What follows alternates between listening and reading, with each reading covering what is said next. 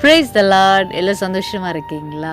பிரியமானவர்களே, எல்லாருக்கும் கிஃப்ட் பரிசு அப்படின்றாவே ரொம்ப பிடிக்கும்.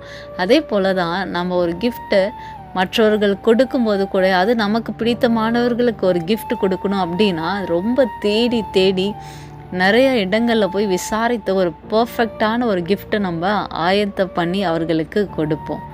இதே மற்றவர்களிடமிருந்து நமக்கு பிடித்தமானவர்களிடமிருந்து நமக்கு ஒரு கிஃப்ட் வருது அப்படின்னா நம்ம என்ன பண்ணுவோம், ஒரு வேளை ஒரு பர்த்டேவாக இருக்கலாம், ஏதோ ஒரு ஃபங்க்ஷனாக இருக்கலாம்.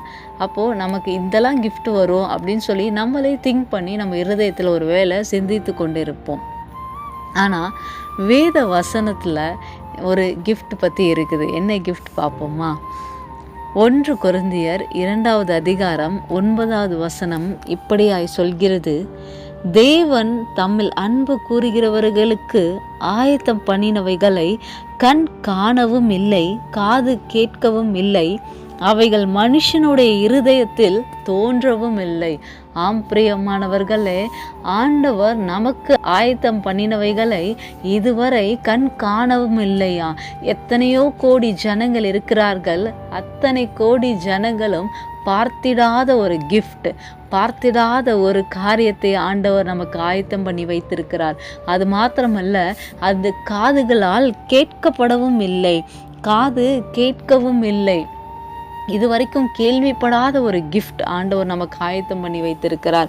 அது மாத்திரமில்லை, அவைகள் மனுஷனுடைய இருதயத்தில் தோன்றவும் இல்லை. இதுவரைக்கும் மனுஷர் சிந்திக்காத, இதுவரைக்கும் மனுஷனுடைய இருதயத்தில் தோன்றாத ஒரு காரியத்தை ஆண்டவர் உங்களுக்கும் எனக்கும் ஆயத்தம் பண்ணி வைத்திருக்கிறார். பெற்றுக்கொள்ள நீங்கள் ஆயத்தமா? ஆம் பிரியமானவர்களே, ஆண்டவர் யாருக்கு இது தரப்போறாரா? தமிழ் அன்பு கூறுகிறவர்களுக்கு.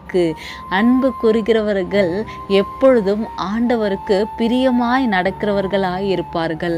அன்பு கூறுகிறவர்கள் எப்பொழுதும் ஆண்டவருக்கு சித்தமானதை செய்கிறவர்களாய் இருப்பார்கள்.